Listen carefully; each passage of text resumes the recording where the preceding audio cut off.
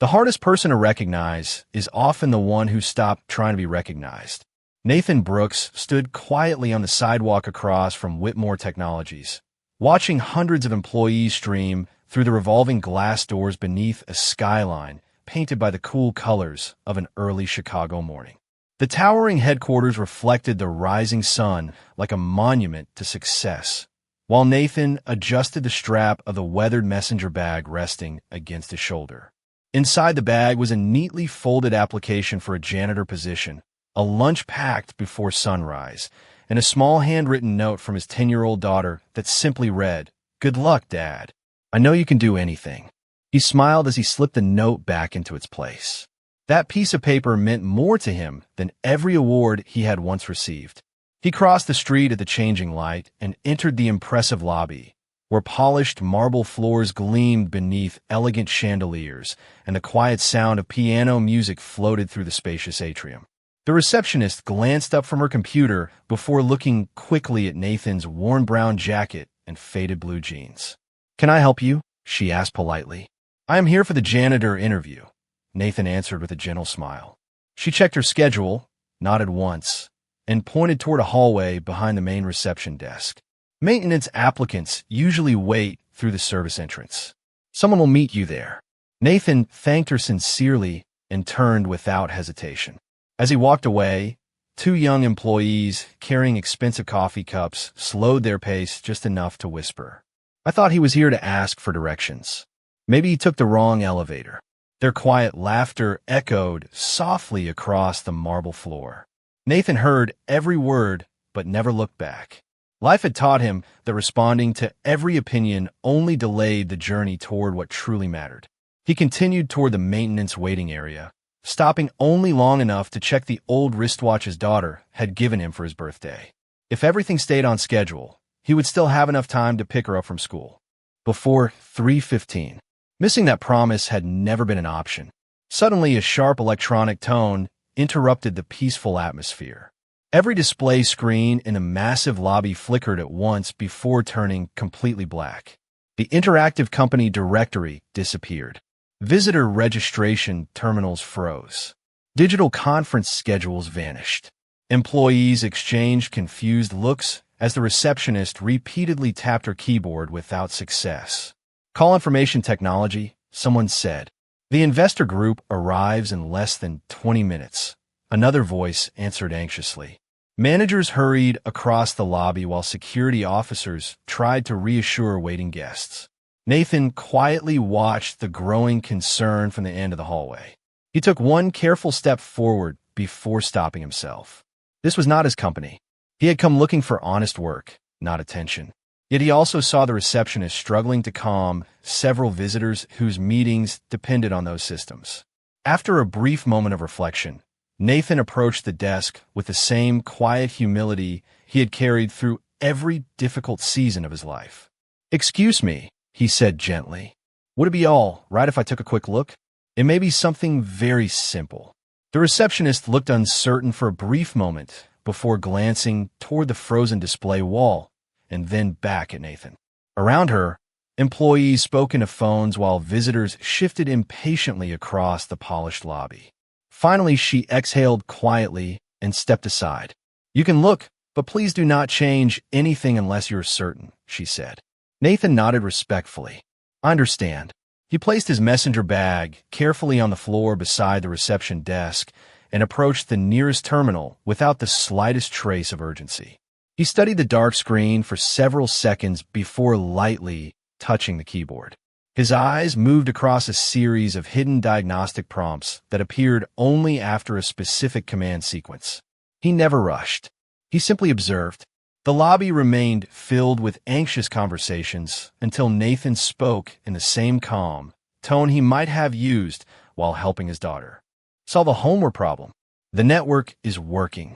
The displays are waiting for a service that stopped responding." One of the information technology specialists arrived carrying a laptop and frowned as he noticed a job applicant standing near the console. "Sir, please step away from the equipment." Nathan immediately moved back without argument. "Of course," he replied. "I only noticed something that may help." The specialist connected his laptop and began reviewing the system. Less than a minute later, his expression changed. He quietly repeated the exact diagnostic path Nathan had described. "Wait," he whispered. "He is right." The receptionist looked from Nathan to the technician with visible surprise. Following the same sequence, the technician restarted a single background process. Instantly, the lobby screens illuminated one after another. The company directory returned. Visitor registration resumed. Meeting schedules appeared across every digital display exactly as they had before the interruption. A wave of relief spread throughout the lobby. Employees applauded softly while several visitors smiled, unaware how close the morning had come to descending into confusion. Nathan simply picked up his messenger bag and thanked the technician for letting him help. "You solved most of it yourself," he said politely. "I only pointed in the right direction." The technician stared at him with puzzled respect. "How did you know where to look?" Nathan smiled gently. Older systems usually leave quiet clues if someone is willing to listen. Before another question could be asked, a facilities supervisor stepped into the lobby carrying a clipboard. "Nathan Brooks?" he called. Nathan turned immediately. "That is me. I am Daniel Mercer. I will be conducting your interview." Nathan thanked him and followed him toward the maintenance office located beyond the service corridor. As they walked, Daniel glanced back toward the now perfectly functioning lobby displays. "Quite a coincidence," he said with a small smile. "Things started working again the moment you walked over there." Nathan answered without looking up. "Sometimes people only need someone to notice the obvious." Daniel chuckled quietly, unsure whether the remark was modesty or experience. Inside the maintenance office, the surroundings changed completely from the luxury outside. Metal lockers lined one wall, cleaning schedules covered a bulletin board, and the faint scent of fresh floor wax filled the air. Daniel invited Nathan to sit across from a simple wooden desk. "Before we begin," he said while opening the application, "I would like to ask you something that has nothing to do with cleaning floors." Nathan folded his hands calmly. "Go ahead." Daniel looked directly into his eyes. "A man who understands technology the way you do usually applies for executive positions, not janitor jobs. So why are you here?" Nathan lowered his eyes briefly, thinking not about the question, but about the folded note waiting inside his messenger bag. Then he looked back with quiet peace and answered, "Because my daughter needs a father she can count on more than the world needs another man chasing success." Daniel remained silent after Nathan finished speaking. The maintenance supervisor had interviewed hundreds of applicants over the years, yet no answer had ever sounded quite like that. Most people explained why they needed a paycheck. Nathan had explained why he needed to be present for someone else. Daniel slowly closed the application folder and leaned back in his chair. "How old is your daughter?" he asked. Nathan smiled without hesitation. "She is 10. Her name is Emily." Daniel nodded thoughtfully. "That is a wonderful age." Nathan's eyes softened. "It is. Every afternoon, she waits outside the school library because she knows I will always be there before the last bus leaves. I promised her that after her mother passed away." The room grew quiet. Through the small office window, forklifts moved across the loading dock while employees unloaded cleaning supplies for the evening shift. Ordinary sounds filled the silence, making Nathan's words feel even more sincere. Daniel reopened the application and noticed how little information appeared under previous employment. "You have several long gaps in your work history," he observed carefully. Nathan answered with complete honesty. "Some years I worked temporary jobs. Some years I stayed home because Emily needed me more than any employer did. Children grow quickly. Missed moments never come back." Daniel looked down for a moment before smiling. Most people try very hard to convince me they are overqualified." Nathan chuckled quietly. "Every honest job deserves respect. A clean hallway helps people just as much as a polished presentation." Before Daniel could continue, someone knocked twice on the office door. A young administrative assistant stepped inside, carrying several folders.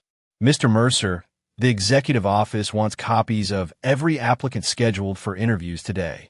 Daniel handed over the stack without much thought. "These are all of them." The assistant thanked him and hurried away. A few floors above, Inside a spacious executive office overlooking downtown Chicago, Claire Whitmore stood beside the panoramic windows reviewing the schedule for the afternoon investor meetings. Sunlight reflected across the glass conference table while department heads discussed production forecasts and acquisition plans. Claire listened carefully before accepting the folders her assistant had just delivered. She preferred reading every final candidate herself, regardless of the position. Her father had always insisted that every employee mattered because every employee represented the character of the company. She quietly opened the first application, then another, until she reached the final folder. Nathan Brooks. The name immediately caught her attention. Her fingers stopped turning the page. Something deep in her memory stirred, though she could not explain why. She whispered the name almost unconsciously. Nathan Brooks. Her assistant looked up. Is something wrong? Claire shook her head slowly. No, it is only that name feels familiar. She scanned the simple application once more. Janitor position. Limited employment history.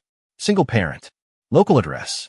Nothing else seemed remarkable, yet an uncomfortable feeling refused to disappear. Somewhere in the distant past, she had heard that name spoken with enormous respect. She simply could not remember where. At that very moment, the information technology director entered her office with visible relief. The lobby systems are functioning again, he announced. One of today's applicants noticed the problem before our own diagnostics did. Claire looked up immediately. Which applicant? The director checked his notes. Nathan Brooks. Claire slowly closed the folder, her thoughtful expression growing more serious. Outside her office, the city continued moving as it always had, but inside her mind one forgotten name had quietly begun opening a door that had remained closed for many years. Claire remained seated for several quiet moments after the information technology director left her office. The afternoon sunlight stretched across the polished conference table, yet her attention never returned to the financial reports waiting beside her. Instead, she opened Nathan Brooks's application once again and slowly traced his name with her eyes. Somewhere beyond memory, the name carried a weight she could almost feel. She pressed the intercom button on her desk. Would you ask Daniel Mercer to come upstairs when he has a moment? Of course, Ms. Whitmore, her assistant replied. A few minutes later, Daniel entered the executive office, still carrying his clipboard from the morning interviews. You wanted to see me? Claire gestured toward the chair across from her desk. Please sit down. I would like to ask about one of today's applicants. Daniel smiled politely. Nathan Brooks. Claire looked up with mild surprise. You guessed correctly. Daniel nodded. After everything that happened in the lobby, I suspected he might draw your attention. Claire folded her hands together. Tell me about him. Daniel chose his words carefully. He never tried to impress anyone. He never mentioned his technical knowledge unless someone asked. What stood out most was not his intelligence. It was the way he talked about his daughter. Claire listened without interrupting. Daniel continued. He said every job deserves respect if it allows him to keep the promise he made after his wife passed away. His greatest concern today was making it to school before 3:15 to pick up his little girl. Claire lowered her eyes thoughtfully. Her father had often repeated that true character revealed itself in ordinary conversations, not extraordinary achievements. Did he ever explain where he learned so much about complex systems? She asked. Daniel shook his head. No, he answered every question with remarkable humility. Before Claire could speak again, another executive hurried into the office carrying a tablet. Ms. Whitmore, I am sorry to interrupt, but there is a serious problem. Claire immediately stood. What happened? The demonstration environment for tomorrow's international investment presentation has become unstable. Engineering believes the production simulation may fail during testing. Daniel quietly glanced toward Nathan's application resting on Claire's desk, but said nothing. Claire noticed the look. Has the engineering department identified the cause? The executive sighed. Not yet. They're still investigating. Claire looked through the glass wall toward the Innovation Center several floors below, where engineers were already gathering around glowing displays. For reasons she could not fully explain, her thoughts returned once again to the quiet man wearing a worn brown jacket. She remembered the lobby technician saying Nathan had recognized the problem almost instantly without touching the system. The elevator doors opened across the lobby, and Claire walked out with calm determination, her eyes searching the crowd until they rested on the one man she suddenly believed had entered her company carrying far more than a simple application for honest work. Nathan had almost reached the revolving doors when he heard a calm voice behind him. "Mr. Brooks." He stopped immediately and turned with quiet courtesy. Claire Whitmore walked across the marble lobby without the hurried confidence people usually associated with powerful executives. Instead, her pace was measured, thoughtful, almost curious. Employees noticed the unusual scene at once. Conversations faded into whispers as the chief executive officer approached the maintenance applicant herself. Nathan offered a respectful smile. "Good afternoon." Claire returned the greeting with equal politeness. "I hope I'm not keeping you from an important appointment." Nathan glanced briefly at his old wristwatch before looking back at her. "I need to pick up my daughter from school later this afternoon, but I still have a few minutes." His answer was simple, yet it carried the quiet certainty of a promise that would never be broken. Claire appreciated that immediately. "Would you mind walking with me?" she asked. Nathan nodded without hesitation. Together they crossed the lobby toward a quiet seating area overlooking the Chicago skyline through enormous glass windows. The city moved endlessly outside while the peaceful corner remained untouched by the noise of business. Claire waited until they were seated before speaking again. "The information technology department told me about the lobby system this morning." Nathan smiled gently. "The technicians solved it. I only noticed something that pointed him in the right direction." Claire studied him carefully. Most people in similar situations would have accepted the credit without hesitation. Nathan seemed determined to give it away. "Mr. Brooks," she continued, "have we met before?" Nathan shook his head. "I do not believe so." Claire folded her hands thoughtfully. "Then perhaps I have heard your name somewhere." Nathan's expression remained calm. "It is possible. Years ago, I worked in a different field." "Engineering?" she asked. Nathan looked toward the skyline for a brief moment before answering. "A long time ago." There was no pride in his voice, no attempt to impress her, only a quiet acceptance that another chapter of life had already passed. Before Claire could continue, her assistant hurried across the lobby carrying a tablet. "Ms. Whitmore, the engineering division needs you immediately. The production simulation has failed again, and tomorrow's international demonstration may have to be canceled." Claire stood at once. "Has every backup been tested?" "Yes. Nothing is working." The concern on the assistant's face was impossible to miss. Nathan quietly rose as well and reached for the strap of his messenger bag.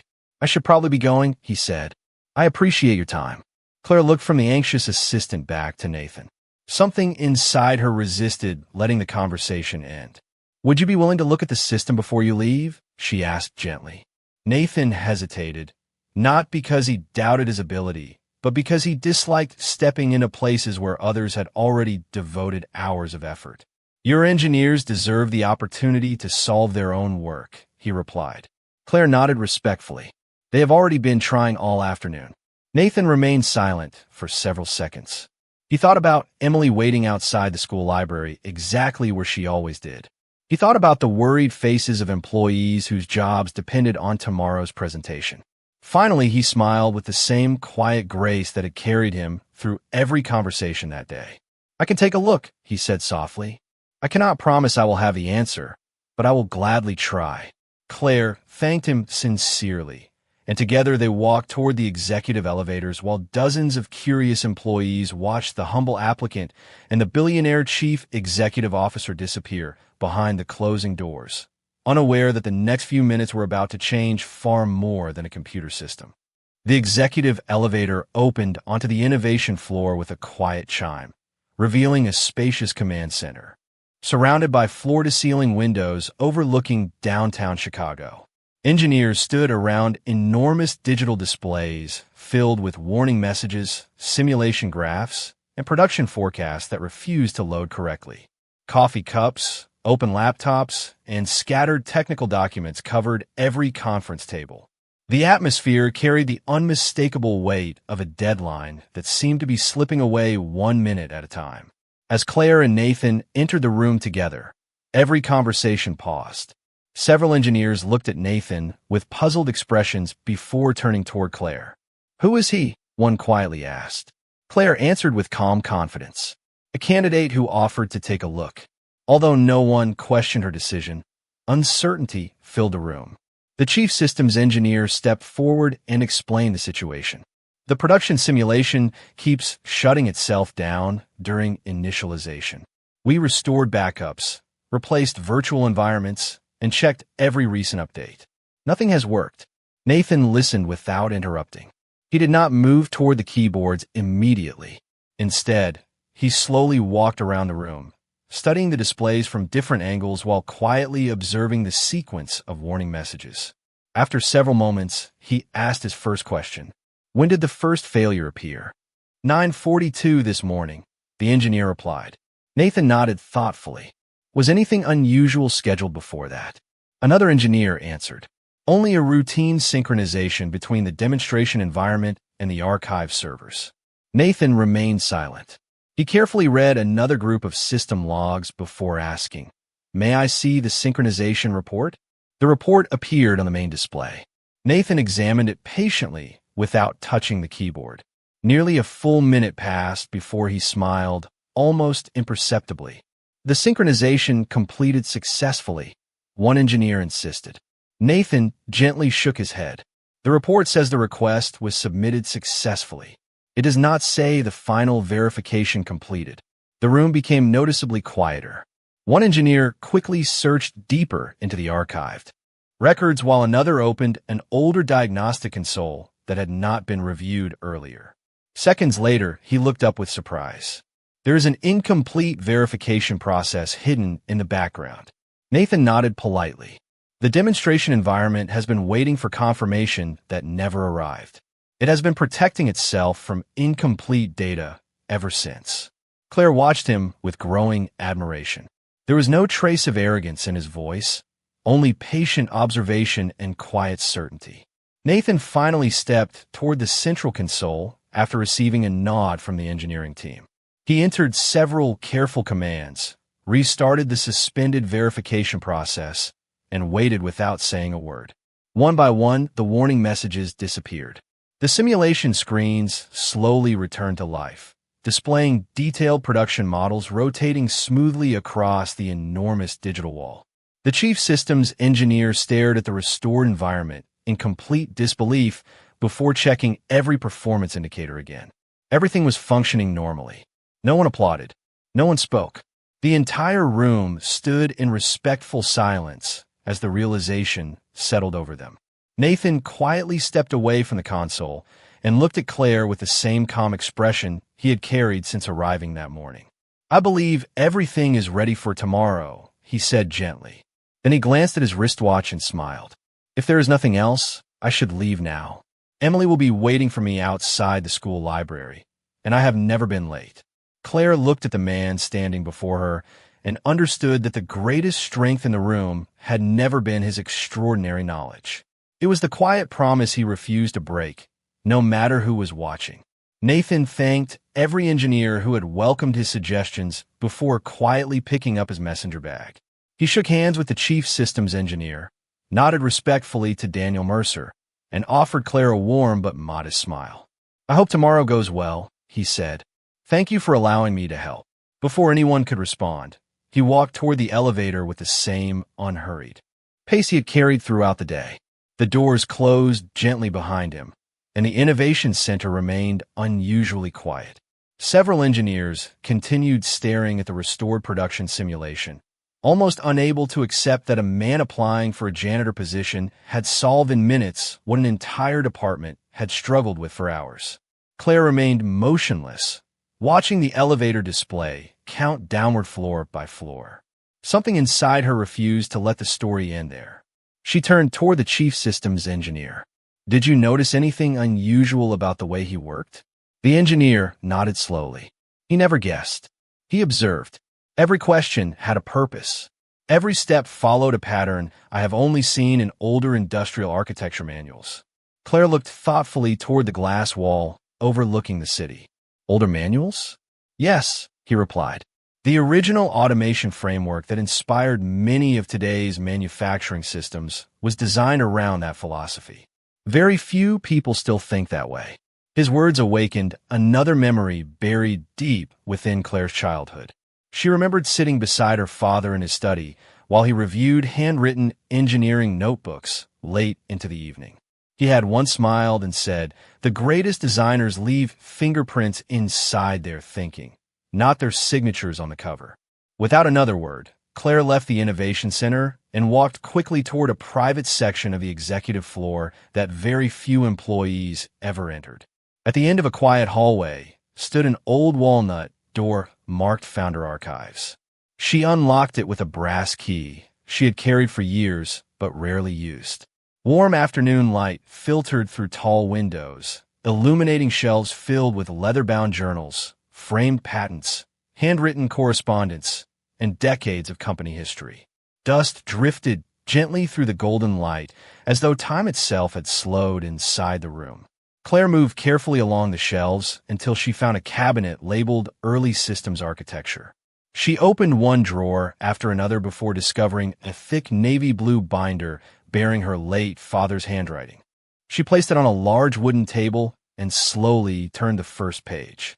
Engineering diagrams appeared beside detailed handwritten notes, each page revealing elegant solutions built upon simplicity rather than complexity. Then she reached a familiar signature near the bottom of one document. Nathan Brooks.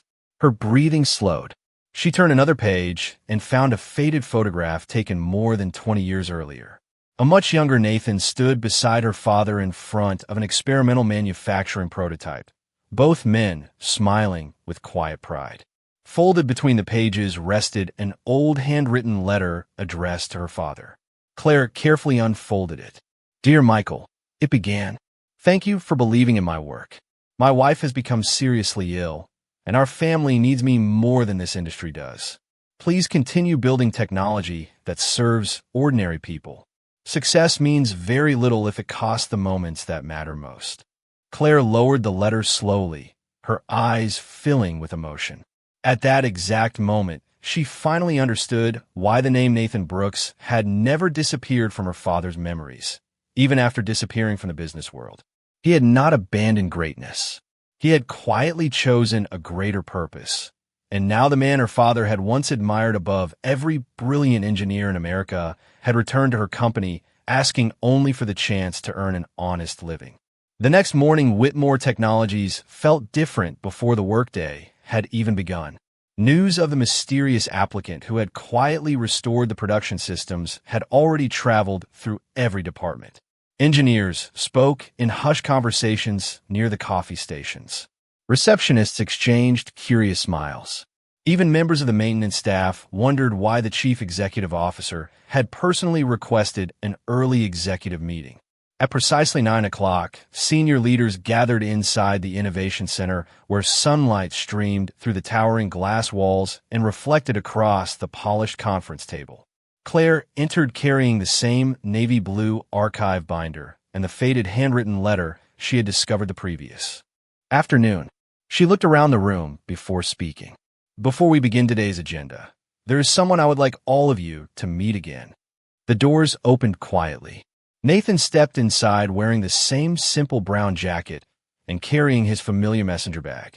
His expression remained calm, almost hesitant, as though he believed he had been invited only to answer a few technical questions before returning home. Several executives immediately recognized him as the applicant from the previous day. Others looked confused, wondering why a janitor candidate had been asked to attend an executive meeting. Claire walked toward him with genuine respect rather than corporate formality. "Mr. Brooks," she said warmly, "thank you for coming back." Nathan smiled politely. "Thank you for inviting me." Claire turned toward the leadership team and carefully placed the old photograph on the conference table where everyone could see it. One executive leaned forward in surprise. Another adjusted his glasses. The chief systems engineer stared at the image before slowly looking back at Nathan. "That cannot be," he whispered. Claire unfolded the handwritten letter and began reading a few lines aloud. Her voice remained steady, but the emotion behind every word filled the silent room. The letter spoke about choosing family over fame, about leaving behind an extraordinary career to care for a beloved wife and later a young daughter, and about believing that technology should always serve ordinary families instead of personal ambition. When she finished reading, no one spoke. The only sound came from the quiet hum of the climate control system above them. Claire gently closed the letter. "Many years ago," she said, "my father told me there was one engineer whose character impressed him even more than his brilliance. He believed this man helped shape the foundation of our company, yet chose to disappear because his family needed him more than the business world did." She looked directly at Nathan with unmistakable admiration. "Yesterday, I discovered that the man he spoke about has been standing among us all along." Every eye in the room turned toward Nathan. Some executives lowered their heads, remembering the assumptions they had made only a day earlier. The chief systems engineer slowly rose from his chair first, followed by Daniel Mercer, then every manager around the table. No one had been asked to stand. They simply did. Nathan looked genuinely uncomfortable with the attention. "Please," he said softly, "there is no need for this." Claire smiled through misted eyes. "There is every reason for it." The room remained completely silent, not because anyone lacked words, but because respect had replaced every opinion they once believed about the quiet father who had walked into the building asking only for honest work. Nathan waited until everyone had quietly taken their seats again before speaking. His voice remained calm, carrying the same quiet strength that had defined every conversation since he first walked through the front doors of Whitmore Technologies. "I am deeply honored," he said, "but I hope everyone understands something important. I did not come here hoping someone would remember my name. I came here hoping to find honest work that would allow me to keep the promises I made to my daughter." The room remained silent. Claire looked at him with genuine admiration. "My father once told me that the greatest leaders never ask to be recognized," she said softly.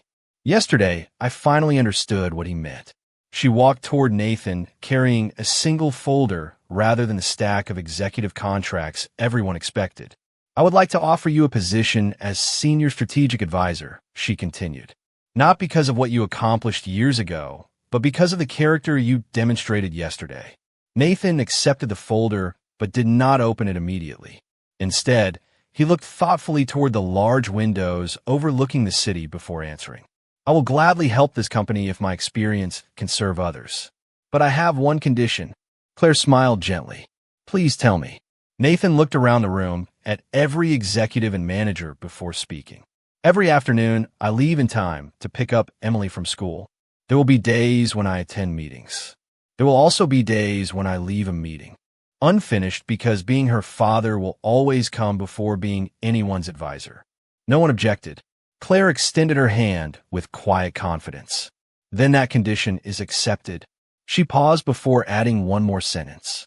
"In fact, beginning today, our company will strengthen flexible scheduling for parents whenever possible.